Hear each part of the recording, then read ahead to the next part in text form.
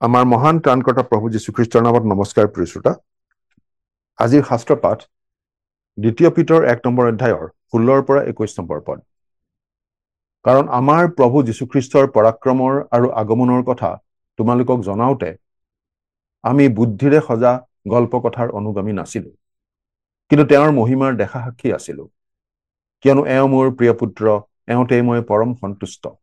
মহিমাযুক্ত প্ৰতাপেৰে তেওঁলৈ অহা এই বাণীৰ দ্বাৰাই তেওঁ পিতৃ ঈশ্বৰৰ পৰা সমাদৰ আৰু গৌৰৱ পাইছিল।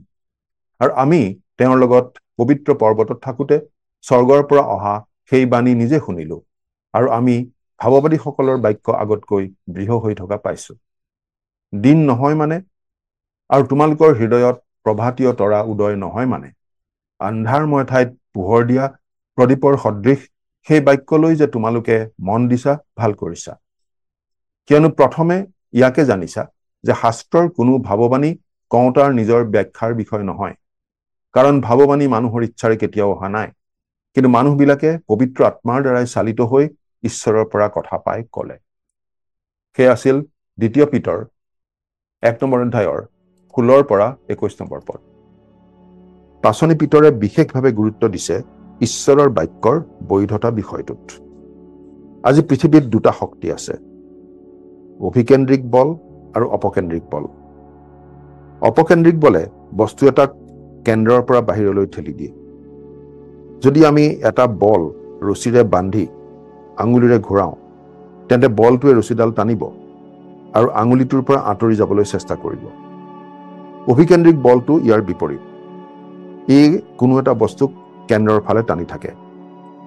এটা অভিকেন্দ্ৰিক বল আছে যিয়ে আমাক ঈশ্বৰৰ বাক্যৰ পৰা আঁতৰাই পৃথিৱীলৈ বা জাগতিকতালৈ টানি আনে। আনহাতে অপকেন্দ্ৰিক শক্তিটো হৈছে ঈশ্বৰৰ বাক্য।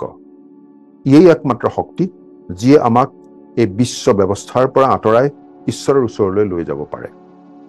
পাচনি পিতৰে আমাক কৈছে যে আমাৰ এটা কৰ্তৃত্ব আছে যাৰ ওপৰত আমি নিৰ্ভৰ কৰিব পাৰোঁ, আৰু সেয়া হৈছে ঈশ্বৰৰ বাক্য। বাইবেলখন যে প্ৰকৃততে ঈশ্বৰৰ বাক্য, সেইটো জনাৰ কিবা উপায় আছেনে? পিতৰে দৃঢ়তাৰে কৈছে যে আমি মানুহে ধূৰ্ততাৰে ৰচনা কৰা গল্প কথা অনুসৰণ কৰা নাই। বাইবেলখন কিছুমান মিছা কথাৰ সংকলন নহয়। বাইবেল কোনো সাধু কথা নহয়। বাইবেল কোনো কিংবদন্তীও নহয়, অন্ধবিশ্বাসো নহয়। বাইবেলখন ঐতিহাসিক আৰু বাস্তৱিক। পিতৰে কৈছে তেওঁ প্ৰভু যীশুৰ লগত থাকি সকলো দেখিছিল। পিতৰে পৰ্বতৰ ওপৰত অন্য ৰূপ ধৰা প্ৰভু যীশুকো দেখিছিল আৰু পুনৰুত্থিত যীশুকো লগ পাইছিল। সেয়েহে তেওঁ কোনো মনে সজা গল্প কথা কোৱা নাই। যি কৈছে নিজে দেখা আৰু নিজে অভিজ্ঞতা লাভ কৰা কথাই লিখিছে বুলি কৈছিল। বাইবেল যে সঁচাকৈ ঈশ্বৰৰ বাক্য, তাৰ এটা ডাঙৰ প্ৰমাণ হৈছে আখৰে আখৰে ফলিওৱা ভাৱবাণীবোৰ। প্ৰথম লিখাৰ সময়ত বাইবেলৰ 1/3তকৈ অধিক ভাগ আছিল ভৱিষ্যৎবাণীমূলক। ইয়াৰ বহুখিনি ইতিমধ্যেই আক্ষৰিক অৰ্থত ফলিয়ালে। গতিকে ইয়াক আৰু জল্পনা কল্পনা বা অন্ধবিশ্বাস বুলি গণ্য কৰাৰ কোনো স্থল নাই। এনেদৰে পূৰ্ণ হোৱা ভৱিষ্যৎবাণীবোৰ আমাৰ বাবে শাস্ত্ৰৰ সঠিকতাৰ অন্যতম ডাঙৰ প্ৰমাণ। বাইবেলত থকা ভৱিষ্যৎবাণীসমূহৰ 1/4 ইতিমধ্যেই ফলিয়ালে। বাইবেলৰ পুৰণি নিয়মত খ্ৰীষ্টৰ প্ৰথম আগমনৰ বিষয়ে 330টা ভৱিষ্যৎবাণী আছিল, আৰু সেই সকলোবোৰ আক্ষৰিক অৰ্থত পূৰ্ণ হৈছিল।